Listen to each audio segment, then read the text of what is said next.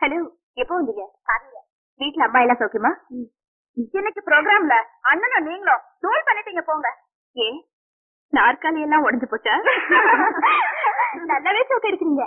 நீங்க 2 பேரும் மேடையில பாடும்போது எப்படி இருந்தது தெரியுமா? எப்படி இருந்தது? ஒரு ஹீரோவும் ஹீரோயினும் டூயட் பாடுற மாதிரி இருந்தது. உங்க 2 பேருக்கும் பொருத்தம் நல்லாவே இருக்கு. நான் மட்டும் சொல்லல, ஆடியன்ஸ் எல்லாரும் சொன்னாங்க. இவ ரொம்ப பாலிஷா சொல்றா. நிஜமா சொல்ல போனா நீங்க 2 பேரும் லவ்வர்ஸ்னே பேசிட்டாங்க. நீங்க ஏதாவது காஃபி சாப்பிடுறீங்களா? மழுப்புறீங்க பாத்தீங்களா, பேச மாத்துறீங்க. இந்த சாரி உங்களுக்கு ரொம்ப பியூட்டிஃபுல்லா இருக்கு. அந்த நகை கூட ரொம்ப நல்லா இருக்கு. நாங்க கூட எங்க அண்ணனா இதே மாதிரிதான் வாங்கி தர சொல்லி கேட்டோம், மாட்டேன்ட்டாரு. இது உங்களுக்கு வேணுமா? வேண்டாம் வேண்டாம் வேண்டாங்க, பரவாயில்ல வச்சுக்கோங்க. ரொம்ப தேங்க்ஸ். ஆமா, உங்க அண்ணன் எங்க காணுமே?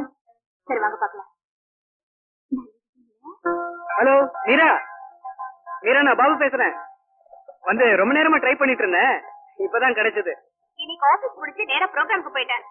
ஏங்க அங்க பாடின பாட்டை கொஞ்சம் பாடுங்க. நீங்க வேற டெலிபோன்ல பாடினா எக்ஸ்சேஞ்ச்ல தப்பா நடிக்க போறாங்க. என்னங்க இது, நேர்ல பாட சொன்னாலும் பாட மாட்டேங்கிறீங்க, போன்ல பாட சொன்னாலும் மாட்டேங்கிறீங்களே. சாரி, வேண்டாங்க. நீங்க நேர்ல வரும்போது நிச்சயமா நான் பாடுறேன். ஆமா, நீங்க எப்ப கல்யாணம் பண்ணி போறீங்க? என் கல்யாணத்துக்கு என்னங்க அவசரம்? முதல்ல மீனா கல்யாணம் முடியட்டும். ஓகே, அப்புறம் என்னங்க விஷயம்? வேற ஒண்ணு இல்ல, நான் அப்புறம் பேசுறேன். Good night. ஏண்டா இப்படி ட்ரெங்காலே பேசிட்டு இருந்தீங்கன்னா வாங்குற சம்பளம் பூரா போன் பில்லுக்கு சரியாயிடுமேடா. இருக்கட்டும்டா, நீ போதைக்காக செலவு பண்ற, நான் போனுக்காக செலவு பண்றேன். உனக்கு அதுல கிக்கு, எனக்கு இதுல kick. Taste differ from person to person. ஏய், நான் போன்ல உனக்கு எப்ப கல்யாணம்னு கேட்டப்போ முதல்ல மீனாவோட கல்யாணம் முடிட்டோம், அதுக்கப்புறம் பாப்போம்னு சொன்னா. அதுக்கு என்ன அர்த்தம் தெரியுமா? என் தங்கச்சி கல்யாணம் முடிஞ்சதுக்கு அப்புறம் தானே நான் கல்யாணம் பண்ணிக்க முடியும். எனக்காக வெயிட் பண்ணிட்டு இருக்காங்கறத அவ சொல்லாம சொல்லிட்டாரு. டேய், இப்படியே அவ சொல்றதுக்கெல்லாம் ஒரு குழிப்புற பதவுரை எழுதிய பொழுது போய்கிட்டு. அவ உன் தங்கச்சியோட ஃப்ரெண்டுங்கிற முறையில உன்கிட்ட ஏதோ பேசிருக்கலாம், பழகி இருக்கலாம். இதெல்லாம் லவ் ஆயிடுமாடா? இன்னை வரைக்கும் நீ அவளை லவ் பண்றன்னு ஓப்பனா பேசிருக்கியா? இல்ல அவதான் சொல்லி இருக்காளா? அப்படியே நீ லவ் எக்ஸ்பிரஸ் பண்ணிருந்தா போன்ல பட்டுப்படாம என்னங்க வாங்க போங்கன்னு பேசிருக்க மாட்டடா. என்ன டார்லிங், ஹவ் ஆர் யூ, எப்படி இருக்கன்னு குழஞ்சிருப்படா. டேய் ஜடம், இப்பவும் சொல்றேன் கேட்டுக்கோ. கண்ணே கனியன்னு பேசுறது காதல் இல்லடா. இன்னும் நானும் அவ்வளவு ஓப்பனா பேசிக்கலங்கிறது உண்மைதான். ஆனா ஏன் உள்ளத்தை பத்தி அவளுக்கு தெரியும், அவ உள்ளத்தை பத்தி எனக்கு தெரியும். டேய், நீ நினைக்கிற மாதிரி எங்க காதல் சாதாரண காதல் இல்லடா, அது ஒரு தெய்வீக காதல். என்னமோப்பா, உன்னை திருத்தவே முடியாது.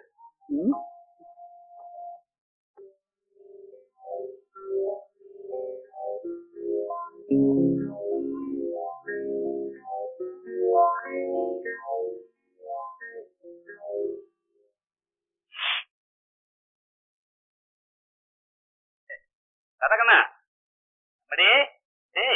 கதகண்ணா, எந்திரி, கல்யாணத்துக்கு போண்டா, லேட் ஆச்சு. Please daddy, don't disturb me. 10 நிமிஷம். 10 நிமிஷத்துல மாப்பிள்ளை தாலியை கட்டிடுவாங்க. அம்மா அம்மா அம்மா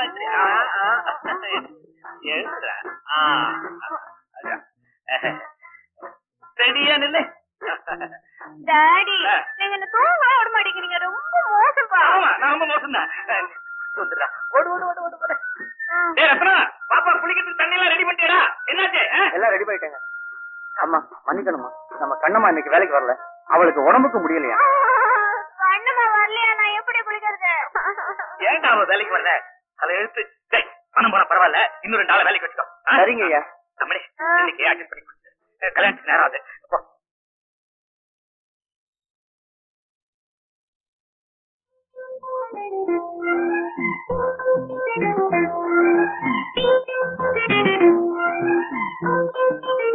என்ன பார்த்தது வைக்குமா? ஆம்பளைய பார்த்து ஒரு பொம்பளை வைக்கப்படலாம், ஆனா ஒரு பொம்பளைய பார்த்து வைக்கப்படுற ஆம்பளைய முதல் தடவையா பாக்குறோம். இந்த வெக்கம் கூட அழகாத்தான் இருக்கு. Like it. கண்ணன், நீங்க மொட்டை மாடியில எக்ஸசைஸ் பண்றது எனக்கு ஒரு விதத்துல சாதகமா இருக்கு. சைட் அடிக்கிறதுக்கு சைட் அடிக்கிறது ஒரு பெரிய கலை. அதெல்லாம் உங்களுக்கு தெரியவே மாட்டேங்குது. நான் வேணா சொல்லி தரட்டுமா? கண்ணன், நீங்க என்ன புரிஞ்சுக்கவே மாட்டேங்கிறீங்க. நீங்க பாடினா உங்க குரல ரசிக்கிறேன், நீங்க எக்ஸசைஸ் பண்ணா உங்க உடலை ரசிக்கிறேன். மொத்தத்துல நான் உங்க ரசிக. கண்ணன், எனக்காக ஒரு 2 நிமிஷம் எங்க வீட்டுக்கு வந்து பேசி போக்கூடாதா? சாரிங்க, என் ஆபீஸ்க்கு நேரமாச்சு, நான் வரேன். ஏன்னா இப்படி நழுவி நழுவி ஓடுறீங்களோ? என்னதான் நழுவி ஓடினாலும் இந்த ராதாகிருஷ்ணன் தப்பிக்க முடியாது தெரியுமா? கண்ணா, என்னுடைய birthday. Many happy returns of the day. Thank you. Meera, என்னுடைய பிறந்த நாள்.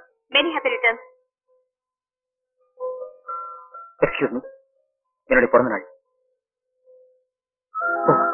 ஒண்ணுதான் தவறிடுச்சே, வேற ஒண்ணு எடுத்துக்கிறது. அவ பழச விடுறதாவும் இல்ல, புதுச தொடர்றதாவும் இல்ல. பை மிஸ்டர் கண்ணன், மீரா, என்னுடைய பர்த்டேக்காக ஆபீஸ் ஸ்டாஃப் எல்லாருக்கும் லஞ்ச் ஏற்பாடு பண்ணிருக்கேன். நீங்க எல்லாம் மறக்காம வரணும். உங்களுக்கு கூட தாங்க. சாரி, ஸ்வீட் கொடுத்ததோட நிறுத்திக்கீங்க. என்ன லஞ்சுக்கெல்லாம் கூப்பிட வேண்டாம், வரமாட்டேன். நான் வீட்டுல இருந்து டிஃபன் கொண்டு வந்திருக்கேன். எனக்கா கொஞ்சம் மாத்தி கூடாதா? நான் யாருக்காகவும் எதையும் மாத்திக்க தயாரா இல்ல. ஏடி அவர் இப்படி இன்சல்ட் பண்ற? உள்ள சாப்பிடத்தானே கூப்பிட்டாரு, போனா என்ன குறைஞ்ச போயிடுவ? நான் சாப்பிட போலன்னா அவர் என்ன செத்தா போயிடுவாரு? ஏங்க, டிஷஸ் எல்லாம் ரொம்ப பிரமாதமா இருக்குல்ல, சாப்பிடுங்க. இன்னொன்னு வைங்க. வேணாம், விளையாடுறியா? ஸ்வீட் நிறைய சாப்பிட்டா உடம்பு ஏறிடும். ஏன் டெய்லியா சாப்பிடுறீங்க? இன்னைக்கு ஒரு நாள் தானே, சாப்பிடுங்க. உனக்காக சாப்பிடுறேன்.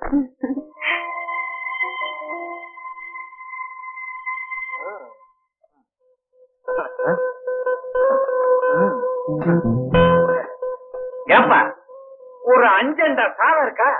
எதுக்கு சார்? வேற யாராவது சாப்பிட வர்றாங்களா? வேற யாரும் வரல. அங்க உட்கார்ந்து இருக்காரு பாரு, அவர் ஒரு ஆளுக்கே கொடு. சாம்பார் ரொம்ப டாப்பு, அசட்டிட்டான். மக்மல் அப்பளம் கொன்னுட்டான். 5 தடவை சாம்பார் வாங்கியாச்சு, அடுத்தது ரசத்துக்கே வரமாட்டான் போல் இருக்க.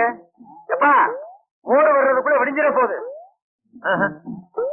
இவன் அடுத்த நாள் மத்தியானம் வரைக்கும் சாப்பிடுவான் போல் இருக்கு. என்ன கண்ணா, பாட்டி எப்படி இருந்தது? ரொம்ப நல்லா இருந்தது, ஒரு குறையும் இல்ல. நீங்க எல்லாம் வந்தது எனக்கு ரொம்ப சந்தோஷம். ஆனா மீனா வராததுல உனக்கு ரொம்ப வருத்தம்னு நினைக்கிறேன். எனக்கு எப்படி தெரியும் பாக்குறியா? அதான் முகத்துல தெரியுது. நீங்க எல்லாரும் என்ன புரிஞ்சு வச்சிருக்க அளவு கூட நான் அவளை சின்சியரா காதலிக்கிறேங்கிறது அவளால புரிஞ்சிக்க முடியலையே.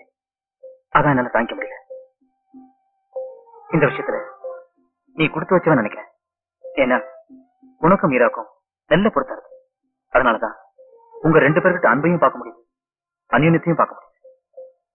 சுந்தர், ஒரே ஆபீஸ்ல வேலை செய்யற ஸ்டாஃப்ங்கிற முறையிலையும் ஒரே ட்ரூப்ல பாடுற சிங்கர்ஸ்ங்கிற முறையிலையும் மீராவும் நானும் நல்ல ஃப்ரெண்ட்.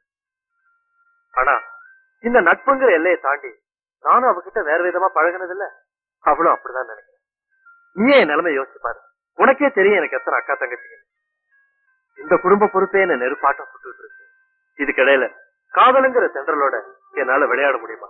அப்படியே நான் விளையாட நினைச்சாலும் அதுதான் எனக்கு சாத்தியமாகும். நான் வரேன்.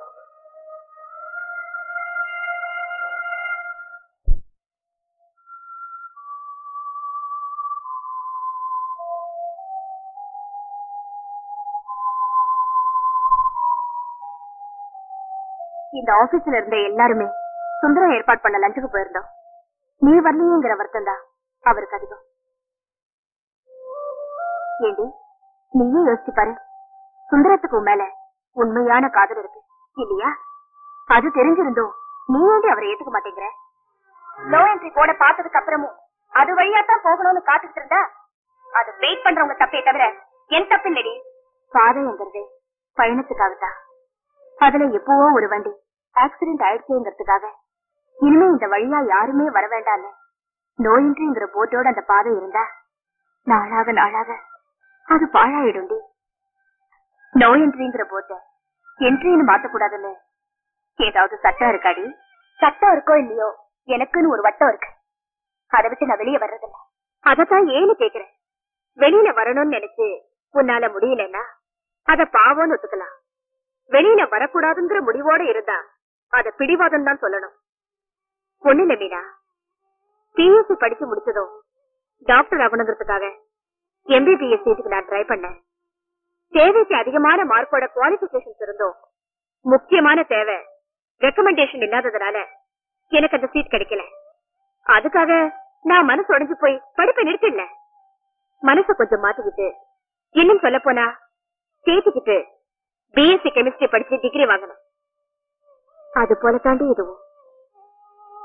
நீ உண்மையா ஒருத்தரை லவ் பண்ண, விதிவசத்தால அவர் உன்னை விட்டுட்டு போயிட்டாரு. அதுக்காக உன் வாழ்க்கையே பாழாக்கிக்கணும்னு நினைக்கிறது புத்திசாலித்தனமா தெரியலடி, பைத்தியக்காரத்தனமா தான் தெரியுது. ஆமாண்டி, காதலுங்கிறது ஒரு பைத்தியம் தான். அது என்கிட்ட இருந்தா பரவாயில்ல. நான் செய்யறது பைத்தியக்காரத்தனம்னு நீ சொன்னாலும் எனக்கு கவலை இல்லை. எனக்காகவாவது உன்னை நீ மாத்திக்க ட்ரை பண்ணிடி, அவ்வளவுதான் நான் சொல்றேன்.